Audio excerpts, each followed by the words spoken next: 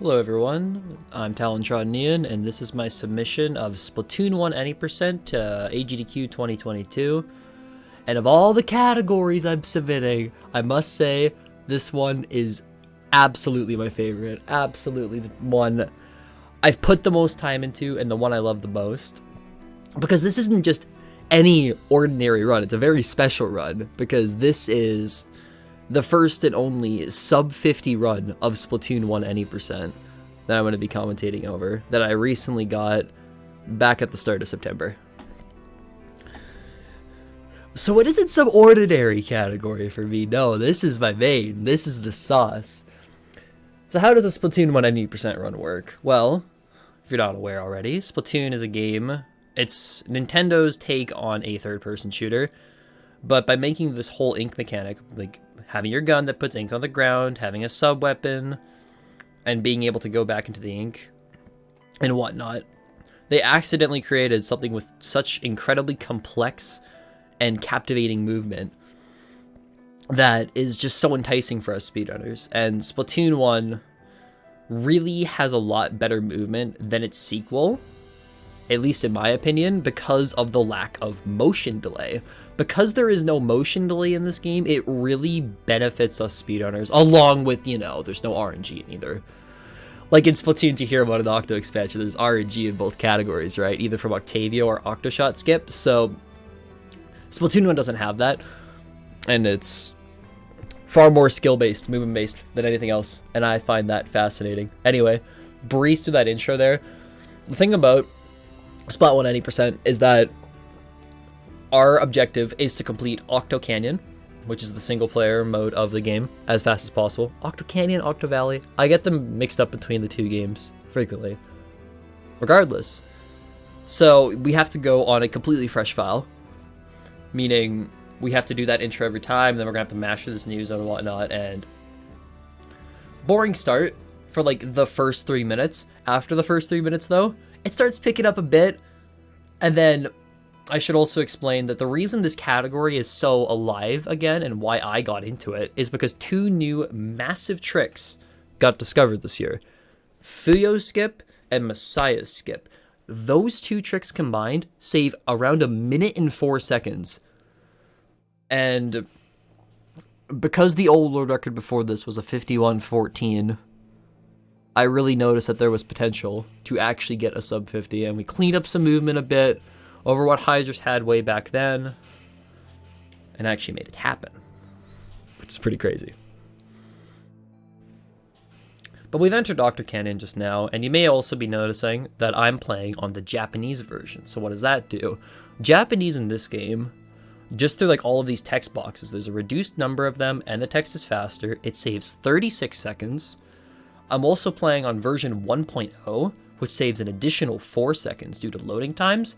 But it's also a double-edged sword because it also did not have nerf squeegee enemies yet, and it made them way faster, which makes a couple of stages harder. I know that doesn't make a lot of sense without actually seeing what a squeegee is yet, but we'll get there.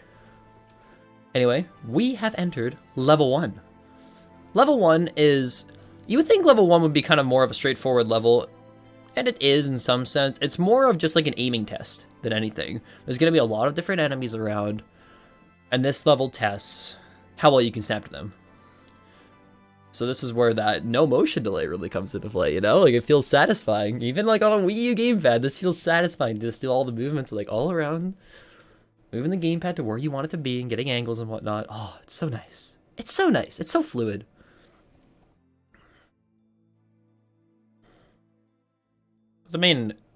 Our main enemy in this speedrun are these Octarians. Lots of different varieties of them.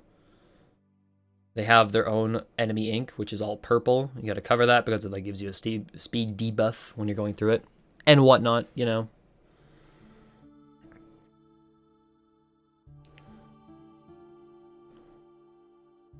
Taking out an enemy as well, not only like gets them out of your way, but puts like a massive ink puddle as well on your path, which is very useful. You're also probably seeing me tapping the ground either with my splatter shot, or hero shot I should be saying, or pulling out a bomb and then switching to the direction that I'm swimming Those are known as a shot strafe and a sub strafe respectively, and they're both useful for gaining speed in an opposite direction, which we have to do pretty frequently in this game. Hey, nice gold split there. Now we're heading into level 2. Level 2 is actually, you wouldn't expect such an early stage to be so scary, but in the no reset sense, this stage is terrifying because the thing about it, this is a global cycle stage, and you're trying to make a cycle at the end of the stage and do a trick called cannonless. I know, just rip straight from Mario 64. You'll see it when we get there. But it saves about 15 seconds to get the fastest cycle over doing anything else. And if you drop that, well, it's a pretty big time loss right at the start of your run, yes? I'm also picking up these orange orbs as I go. I should mention this, actually. I'm picking up these orange orbs as I go. They're called power eggs, and power eggs are kind of the currency. We are going to be buying a couple of different sub-weapons, or all the sub-weapons. Right now, we only have splat bombs, but we're going to be buying seekers and then burst bombs. They cost 100 each. And I want to have seekers as I exit the stage. So I'm trying to get to 90 power eggs right now. The armor, when I finish the stage, will give me plus 10, and then that A routing will work. There's also these Octoballs here. Octoballs are quite possibly the most annoying enemy in the series because they just don't like taking normal knockback. That was a squeegee enemy right there. Notice how it was super fast? Anyway. So there was a section on that back area over there that had a cannon, and you usually use that cannon to ink up that wall. But by making the platform cycle there and shooting up, you can actually just make up that.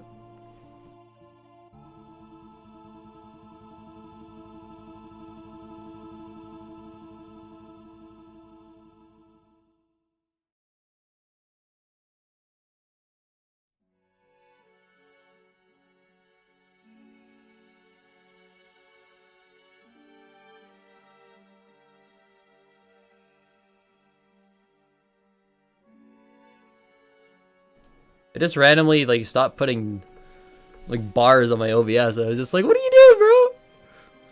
Anyway, we're in level 3 now. I should also mention that like Mike not showing bars on OBS, that's not normal. But hey, it happens. Stuff happens.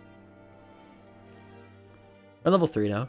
And in level 3, we wanted to have seekers for this level because there's a lot of long straight paths, and what a seeker does, you put it in front of you and it will ink a very long straight path, and the bomb will actually either blow up once it hits something, or it has gone on for a long enough period of time.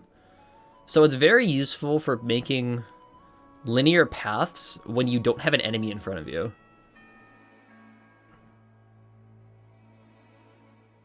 So seekers are going to be basically the main form of our transportation, I should say, because they're just easily the most convenient for getting through enemy ink and long paths, which happens a lot. But that's our level 3. And oh, that pace! That's nice.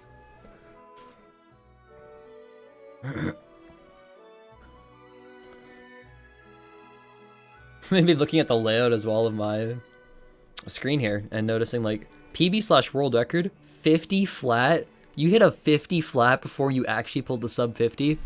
Yes. It was a long grind to get the sub 50. Like, I had so many runs close, but only this one managed to barely squeak through.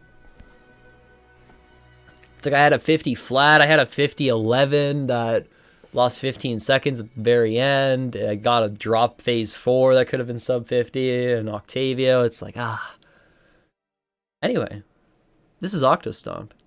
Octostomp stomps towards you, makes a path either on the front or the side, and you go up and hit this tentacle. But you may have seen when I was hitting that tentacle, I was switching between my sub-weapon very quickly. Like, what's up with that? So what that's called is a rapid fire glitch. Rapid fire glitch abuses the concept that every time you switch your sub-weapon in this game, it fires one extra shot out of the hero shot.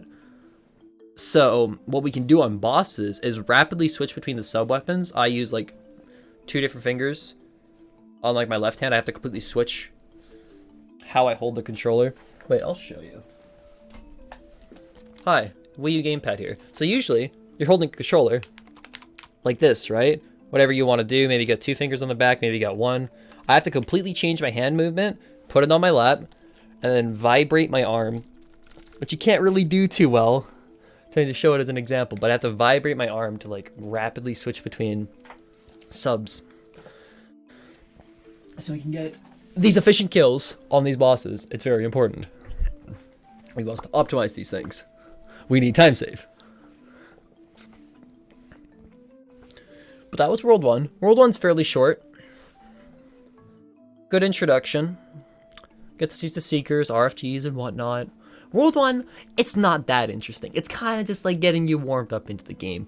And I'll be honest, okay, World 2 is really annoying from a runner's perspective, but from a viewer's perspective, there's like one cool thing.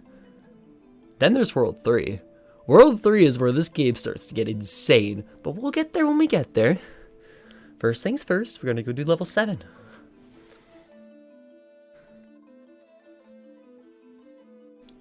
Level 7 is a beautiful, beautiful case of being able to use Seekers. Seekers make all of these really long sections here. I shouldn't be pointing with my finger, I should be pointing with my mouse. All of these really long sections that you would just have to do like repetitive shots over. You can just do that with a Seeker. Like all of this long section, like imagine doing all this with shots. You can just do most of it with a Seeker. Whoa, whoa. I wasn't on my screen there. Activating these incros, going over. Very cool. I think a difficult cycle here is called Fish Cycle because I've only ever seen Moonfish do this. He's the second place runner for any percent, and he's kind of an OG. He's been running since like 2015. But by taking that center path there, instead of waiting for one of those spreaders there on the left side, you can make a cycle that's about a second faster. It's extremely difficult though.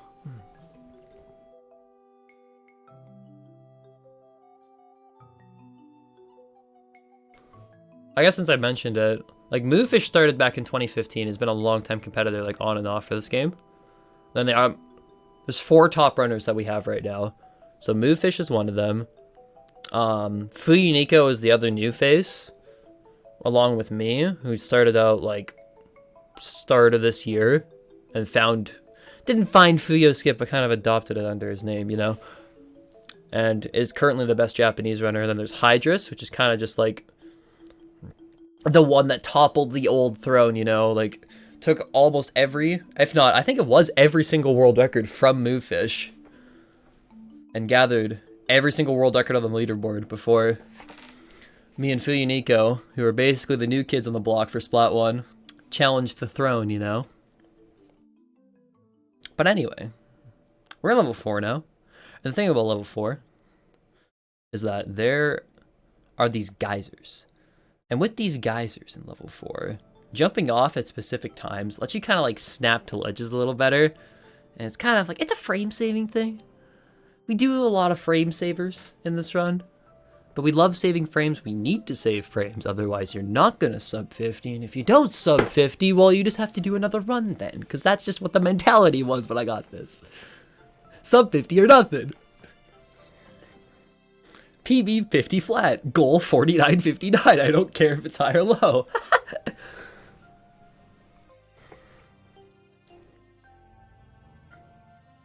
Okay. So level 4, there wasn't that much to speak about. Level 8 though, very different. So this is an Octoling stage. Octolings in this game are basically just squids with a different model and sound effects.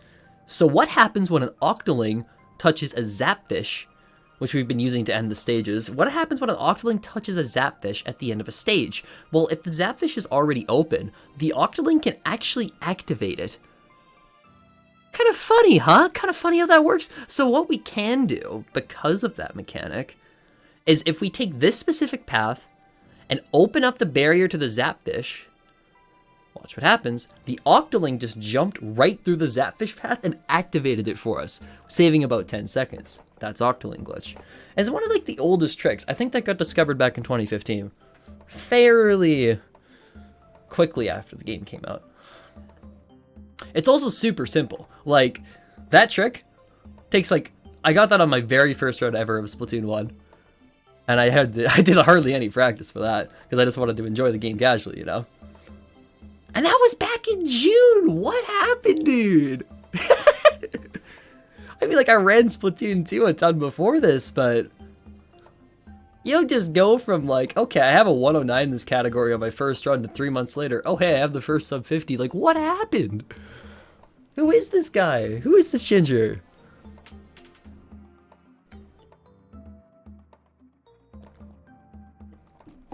I found my true speed game, my true favorite, after all this time. And it's an amazing feeling. Anyway, we're in level 9. There's this Octo Striker. This guy right here. This Octo Striker, he's been shooting ink missiles at us. Oh, what are they called? Ink Strikes! Ink Strikes, that's the one. They've been firing Ink Strikes at us the whole time. But since Ink Strikes have like a really long delay before they actually hit the ground, it's super easy to dodge them, and you hardly even notice it. You take out the Striker though, I'm gonna get you to the Zapfish. Very cool. And then we kind of have a gauntlet of hard stages. Level 6 and level 5 are both pretty bad in this category. And can actually end up losing you a lot of time if you're not careful. Especially level 5.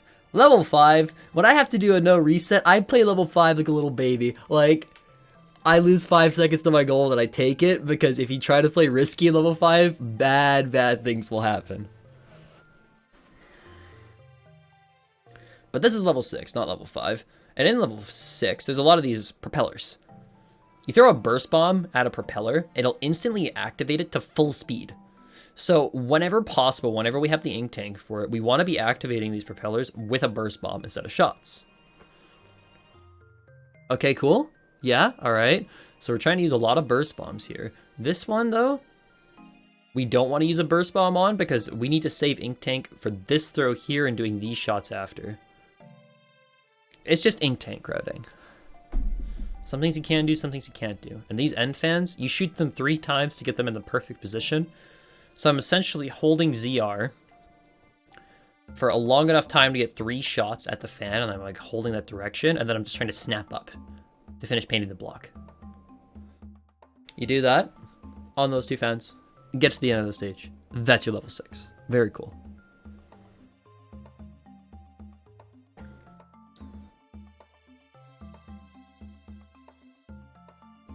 Okay, so that's awesome. You got through level 6. Good job, Ginger. You did it. You're like on minus 6 seconds right now. That's insane, bro. That's crazy. And now you get level 5. Level 5, it's got a ton of these sponges. When you throw a burst bomb at a sponge, it'll instantly make it go to full size. You see why burst bombs are great? You see why burst bombs are just like, oh yeah, they make this thing go to full speed. They make this thing go to full size. Burst bombs are fantastic in this. And I really wish they were in Splatoon 2 single player because they weren't. Anyway. Sponges can be particularly annoying sometimes. So can Octoballs. As discussed earlier, Octoballs don't like to take knockback correctly. They kind of just tink around and don't like to go in your ink. But I took those 3 out efficiently by taking out the first 2 before they actually fully noticed me. And then this end section right here is the reason you have to play this safe on a no reset. We're gonna be throwing burst bombs at these sponges. Sometimes there's about a 5% chance on certain sponges that when you throw a burst bomb at it, the burst bomb will just vanish. It'll completely disappear and do nothing to the sponge. And when you're doing sponge jumps like this and burst bomb glitch happens, you just die. So you have to be fairly careful, and there's a calculated risk every time you go through some of these parts that you might get burst bomb glitched when you least are expecting it. But that was World 2. Octoling glitch was pretty cool. And then there's going to be Octo Nozzle here. A pretty simple boss. Well, pretty simple watching. It's actually very difficult to execute because you have to get like, there's like specific angle things and like try and get close enough to the boss to get like RFGs without jumping towards it. And it's like you're watching this and it's just like, well, that seems pretty simple. And then you're actually doing it yourself. It's just like, how do you do this fast? It took me so long to figure out, like, oh, okay, this is how Movefish and Hydras do this. Like, oh, that makes more sense. But this is Nozzle. Nozzle has drip, as you can tell by his slick kicks. You pop the little small tentacles on the side, and then I'll open up the large tentacle on top. You can throw a bomb up there just to make it a slightly larger, and then you won't even need to climb it from that point. You can just use rapid fire glitch to take out the tentacle. The thing about rapid fire glitch, you was like, oh, why'd you use rapid fire glitch on every single tentacle? The reason you don't is because, remember how I had to completely change my hand position to actually get it to do it efficiently on the D-pad? Well, I can't touch the stick when I'm doing that. You only really can rapid fire glitch when you don't have to do movement during or after. So really, we're only able to normally shoot most of the tentacles as humans, okay? And then for the last one, you can RFG it. And then you don't have to really have to touch the controller after, you know? But that's your Octo Nozzle. Here's where, if you haven't seen a Splatoon 1 speedrun in the past year, this is going to get very, very interesting, because the two new tricks, Fuyo Skip and Messiah Skip, are back-to-back to each other in World 3 in level 10 and level 12, respectively. Fuyo Skip was actually discovered by Messiah, but Fuyo Nico shared it to the Discord, and it ended up getting called Fuyo Skip. It's a common misconception that most people don't realize, but this trick saves about 53, 52 seconds with the setup that we're using on first try. It takes about 15 seconds to try again, so technically you get about 4 tries before you actually lose time to doing this stage normally. It's that insane. It's not that hard, but it's a little RNG dependent, and I'll explain why. And I'm gonna do a slow motion when we get there, so I can elaborate. So first things first, we're gonna have to get to level 10. This is gonna take some explanation, okay? Okay, first things first. We went into the stage, right? So usually you would have to go all the way around like this whole thing to get to the end of the stage and where the Zapfish is. The Zapfish is on this center platform, and usually you have to go all the way around to this ink rail, ride this ink rail to where the Zapfish is, right? But there's this little metal part here. If we were able to jump to this little metal part, we could activate that rail with a burst bomb and jump onto it. So what we do here, we take this twinticle, we line up in a good position, we jump forward at the correct time, get damage boosted, land on this metal part, and get to this rail, skipping the whole stage. The whole thing gets skipped here. It's insane. You don't have to play any of level 10 besides the very beginning with this trick. It's nuts. And like the best part about it is that even like most mid-level runners can do this. It's not like mechanically difficult. It just has a little bit of RNG because like sometimes the twinticle is not going to be having a good shot radius on you. It's not going to have like good shots on you. It's not going to get you the boost that you want. But it just completely changed the playing field for this game in general. But if you thought that was it for Messiah finding tricks, no. This one's actually called Messiah Skip because Messiah found this one a few days later. It's not as big of a time save. It's about 12 seconds done optimally. I know, pretty small overall. It's also way, way harder. This trick is absolutely ridiculous and should only be attempted at top level because it is ridiculously precise. And I'll show you in a slow motion when we get there because it's coming up right away. So what we'll do, we break these two boxes, right? And we're going to take out these two twinticles first because they can shoot us off of where we want to be. And what we're doing here, give ourselves a little bit of a nice path. On these corner parts of this metal lip right here, the corners where they intersect, you can get weird jumps off of them. It's a 2 pixel gap. So I substrafe.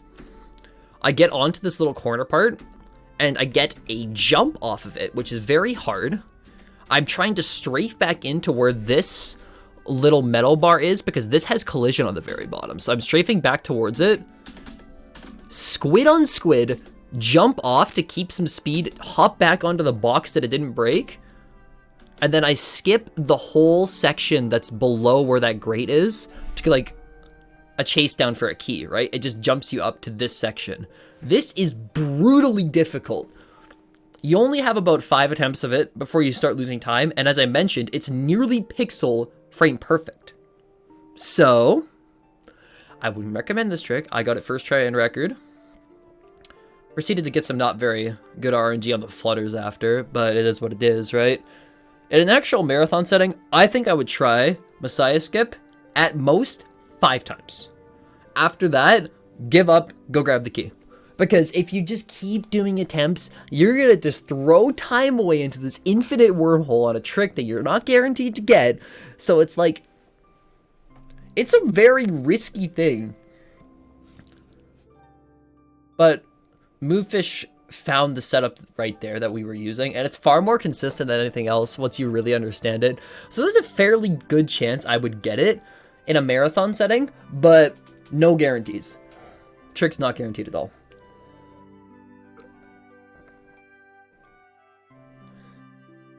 So that is what it is for our new skips. Those are the skips that got found this year in May.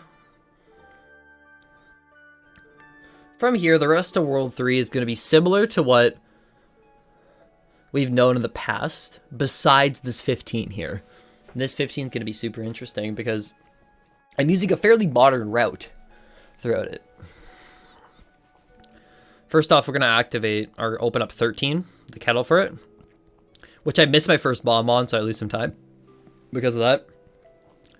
And because I lost some time unlocking it, I decided I'm going to go for Geyser Jump. The traditional route throughout this stage uses the right side of the map. I think this is Bluefin Depot, if I'm not mistaken. Uses the right side of Bluefin Depot. The modern route takes the left side and gets a pretty precise jump off of this geyser here to jump up to this top platform.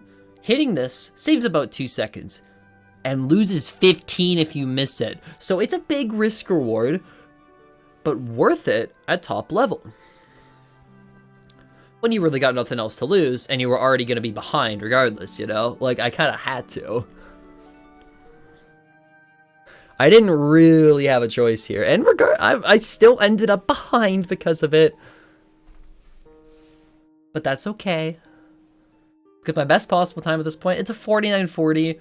There's still wiggle room. Quite a bit of it, actually. But I need to clean up my movement to actually get anywhere with this run.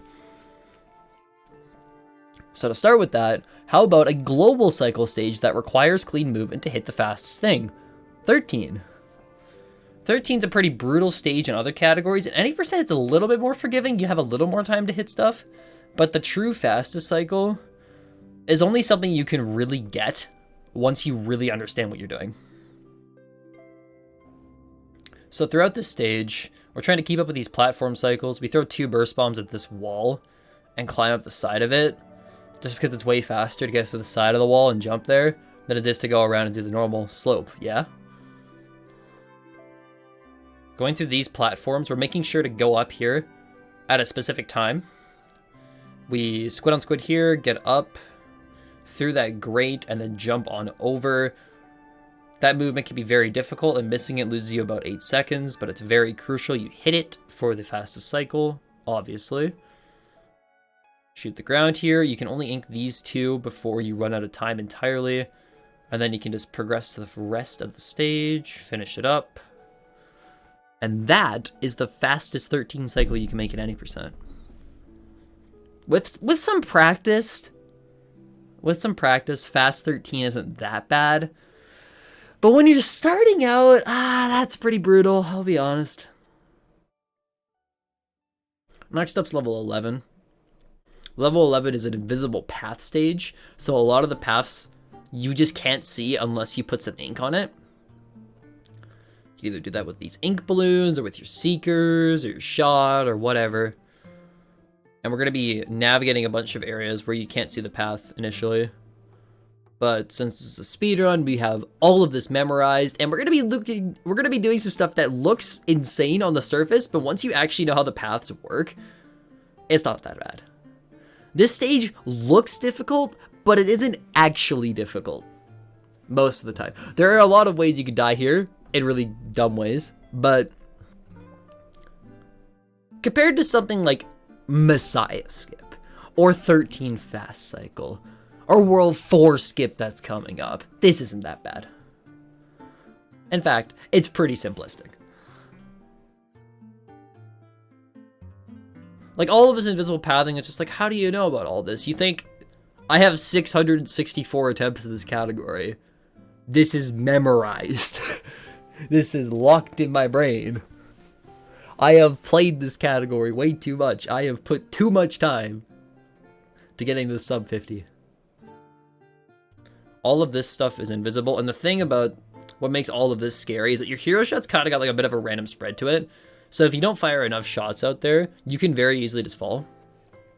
Because, okay, say you fire out 2 shots from the hero shot. Say it gets your feet, but one of the shots like drifts right, and one of the shots drifts left on your path forward. Well, then how are you going to get up? Because you can only really get onto the left one, but your path up is on the right side, and you can't like get to it because the path doesn't actually connect, and it's like, to do that part safely, you want to put a bunch of different shots onto those walls. It takes a little extra time, but I knew this run wasn't that great anymore, despite the first try Messiah, so I started playing pretty risky.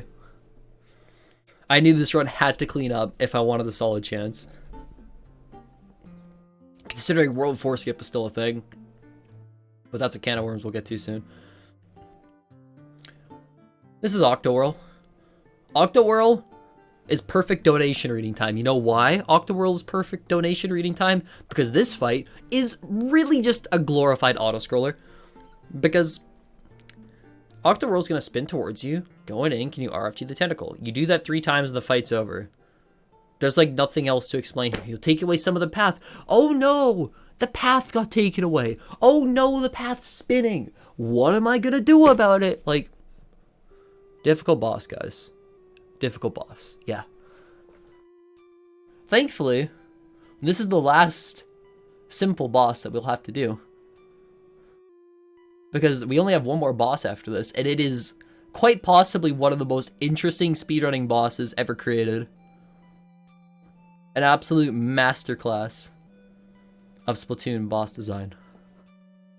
Nothing else even comes close in the whole series.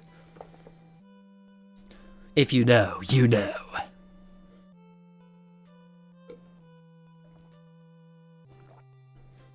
Anyway, we're wrapping up Octowhirl right now. So after this, you may notice on my splits, it says World 4 Skip. You skip World 4? Yes. So the World 4 barrier is very close to the blocks behind it that leads to World 5. There's not like some long path or anything. And what was discovered is that there's actually a 3 pixel gap on the right side of the barrier that you can hop onto, and using that, you can actually just get around the barrier and skip the entire world. It's pretty insane. It got discovered, like, I think 3 weeks after the game came out. It was a super early discovery, because it just looks so doable when you really, like, analyze it a bit. It just looks like, oh wait, that might actually be possible. Then you realize, like, oh, it is. Oh, time save. Woo, time save. So we'll be getting over there pretty soon. I have an extremely long and elaborate setup as to why this works, but it takes like 10 minutes to explain all the subtleties. I'm just gonna say, you line up for this trick. You paint the sides, and then you just, like, you get in position, you jump forward, and you hit the trick. That's all there is to it. Because if I explain, like, oh, I lined up this part of the left earpiece to this little rod that's here, and then put my cursor, depending on where the earpiece is, into this position so I can actually get the correct angle, no one understands what you're talking about at that point. So just know There's a long setup here as to why this works, but I hit the 3 pixel window, I go around the barrier, and that's World 4 skip.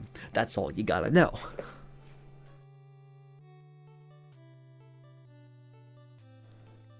And then from there, we're going straight to level 24. 24 is actually a pretty interesting level, because for the most part, it's a complete auto-scroller, except for the very ending, that has a very, very precise and difficult jump. So, you don't want to mess up this stage. You really do not want to mess up this stage. Because if you miss that jump at the end, you're losing 15 seconds. That's how I got my 50-11. I missed this jump. But just to get there, we're kind of on a global cycle because of these windmill platforms that are around here. Like that one over there. These ones in front of us. There's going to be a windmill cycle that completely stops us from going forward. So we have about 5 seconds just to mess around on this stage. Which is pretty nice. Kind of a bit of a breather after World 4 skip, but it quickly gets halted because the end jump at the stage is ridiculous.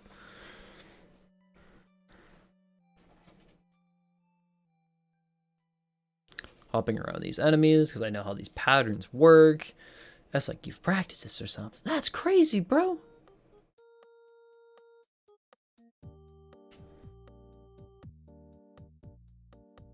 Yeah, so this windmill cycle right here, we had to wait for this the whole time. Even if you can get on that windmill earlier, it doesn't make it any faster because this platform in front of you is also on the global cycle. So you're waiting regardless of what you do. It doesn't matter. But this jump right here, you're making sure you have ink to the very end there, throw a burst bomb forward and jump forward. That, if you don't have ink on the very edge of that platform and jump off, you're not going to make it. So you have to be extremely careful about how you do that. Falling down means you have to wait for that windmill to go all the way around again. And it loses you 15 seconds. It's terrible.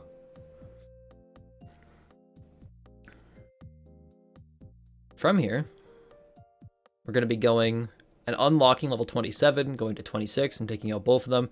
We got an Octoling stage and an Octo Striker stage back to back.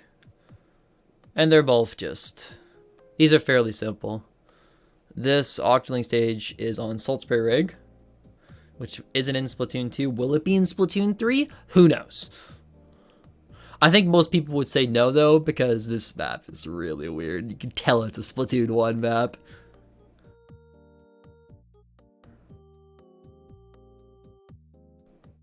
But the path through here is extremely simple. Get to the Zapfish at the end. There's not much to talk about there.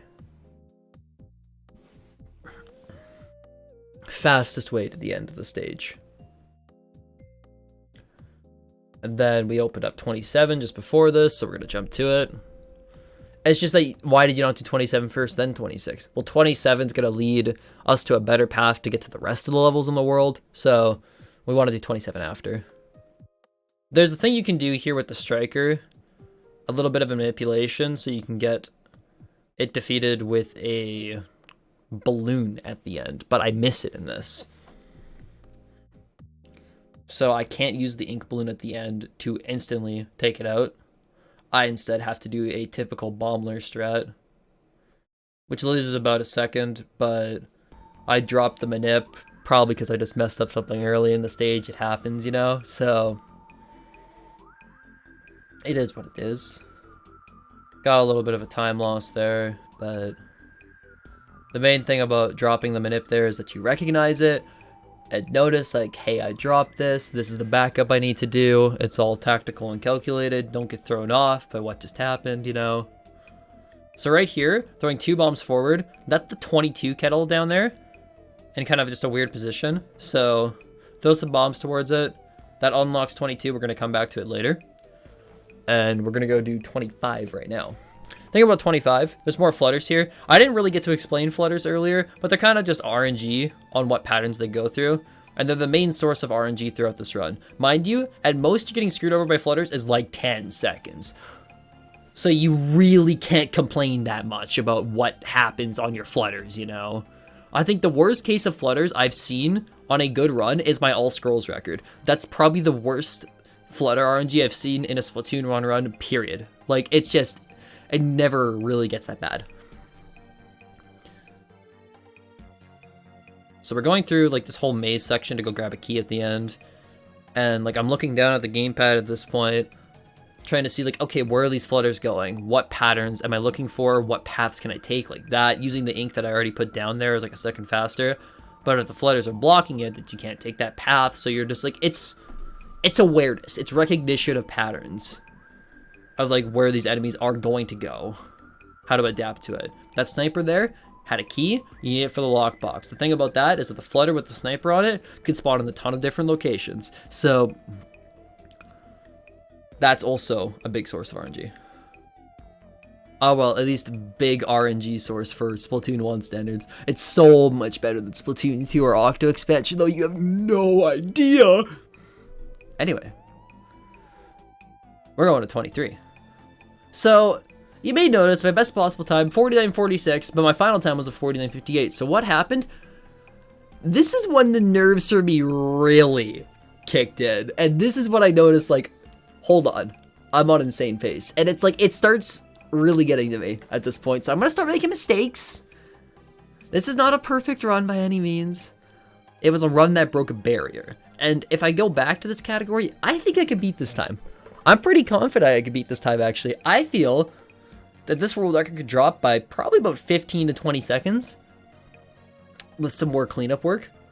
But like I fell down here as I was trying to use the Inkzuka to make a path, which is unoptimal, obviously. It is what it is, though. And it's like, I start really making mistakes at the end of this. I even do a safety in Octavio, which is a good thing for no resets. But on world record pace, not the smartest. Explain that when I get there, though. Just going through 23 here, making sure all of these sponges get ink correctly. Jumping towards it fine.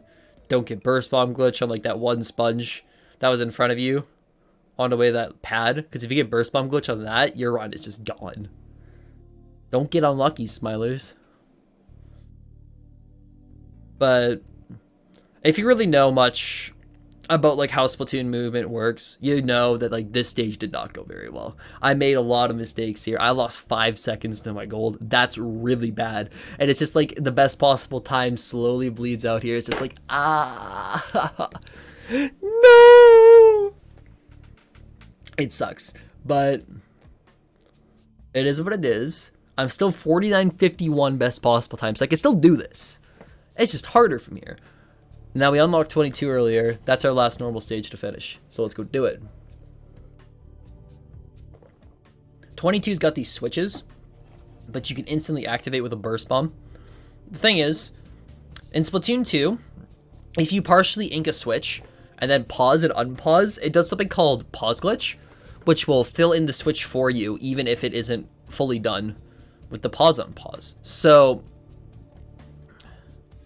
that can be used to like fix some of your switch movement. That glitch is not a thing in Splatoon 1, so you need to make sure you hit these burst bombs. And I'm pretty sure I messed up one in this stage.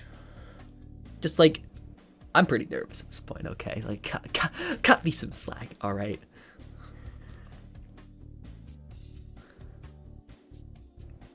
Like these two burst bombs here, you do the one, then you try to get over and get that full thing. I slightly missed it though, so I had to like do a little fix there, whatever. Make sure these octoballs don't knock you off. They almost did for me. That was so close, dude. Very annoying. Take out these three, grab a bubbler special here. You pop this and you become invincible, so you can go under this flutter and like its whole shower path. And you won't die with the flutter under it. So you grab the key, then you go to the lockbox, finish the stage. Beep, beep.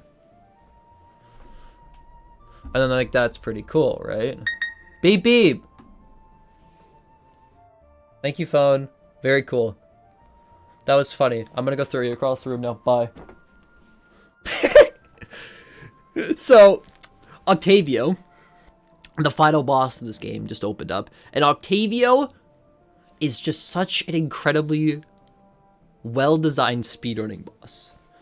The rapid fire glitch that we discussed earlier is going to be so incredibly useful. There's going to be times where we delay a fist. There's times where we really shred through a fist with a rapid fire glitch. We're going to play tennis with subwoofers. It's gonna be a grand old time, and it's something that's really difficult to explain in 8 minutes. Because this fight took me weeks to learn fully, to truly understand how the setups work.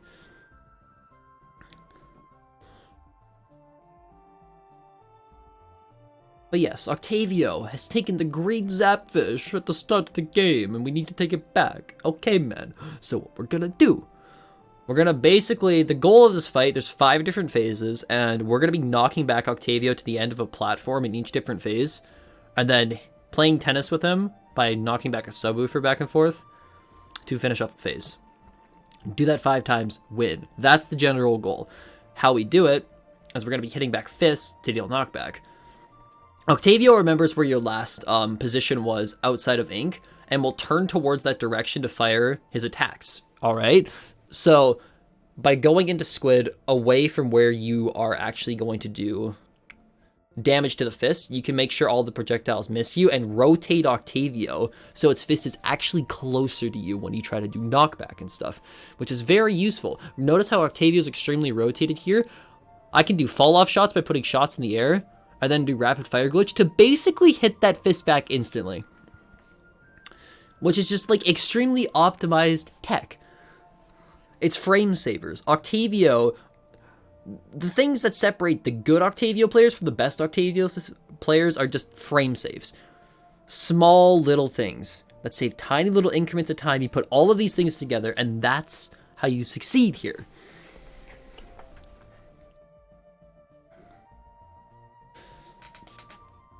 But that's phase 1 Octavio. That's the easy phase. Phase 2, now Octavio's going to start firing out 2 fists at the same time. So what we do here, we tap this one fist twice with ZR, then hold down the button. Then the second fist will already be coming out of Octavio at that point.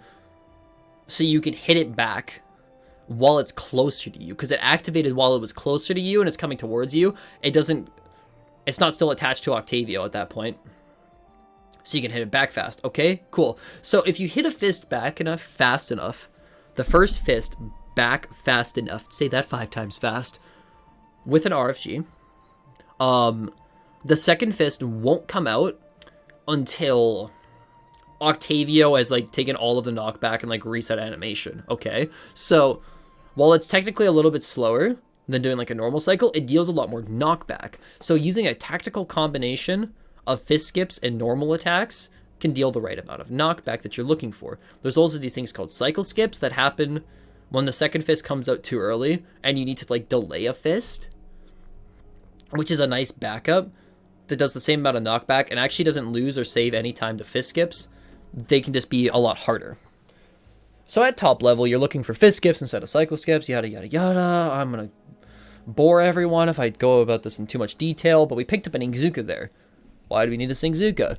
Well, the thing about phase 3, at the end of phase 3, you're hitting back a subwoofer, but the subwoofer is extremely far away. So it's better to use an Ingzuka to deal damage to the subwoofer at a range. So that's what we're looking for here. We want to do tennis with Octavio here, but do it at a distance, because Octavio's like so far away from us, right? If we wanted to hit this back with our shot, it'd be so slow, but the Ingzuka makes quick work of it. Bang!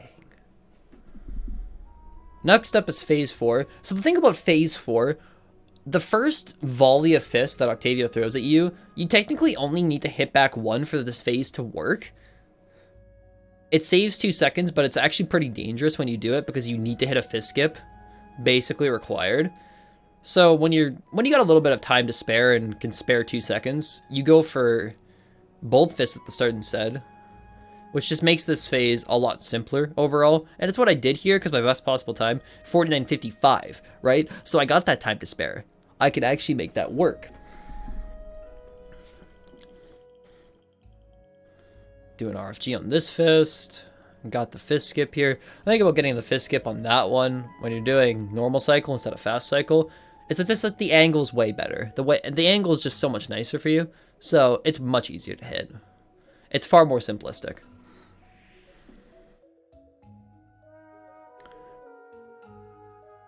Then we're just going to be dealing the correct amount of knockback. The tap. Bang, bow. Goodbye, Octavio. And then Octavio for phase 4 is right in our face. You notice we picked up an Izuka during this phase, but since Octavio is so close to us, you could just use RFGs to deal damage to these subwoofers very quickly. So we're gonna hold on to this Izuka for phase 5 because Octavio's at a distance again. So there's 2 Izukas in this fight, and you're kind of just tactically deciding, okay, like where do I want to use these? And it ends up being phase 3 and 5 when Octavio's actually far away from you. But time's coming up.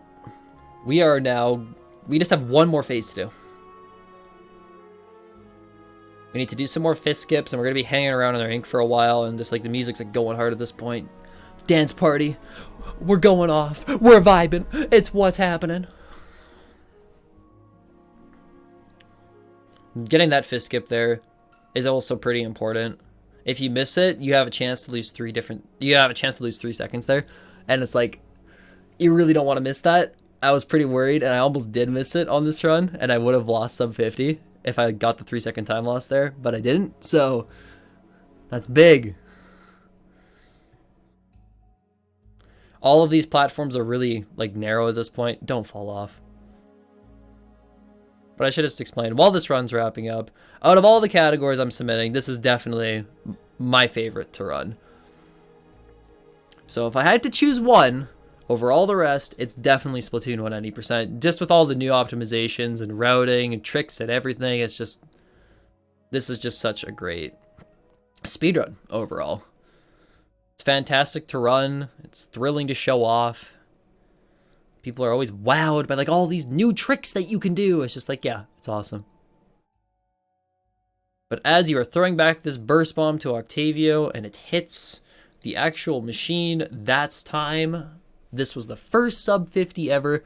Hopefully I get more sub 50s in the future, but I'm currently taking a break off of it to do some Splatoon 2 stuff because it's kind of just long overdue. But yes, that is my submission of Splatoon 190%. I hope you enjoyed, and yeah, this category is a thriller. It's truly fantastic, so out of everything, I hope this gets in the most. But that's it for me. I'll see you later, so peace out.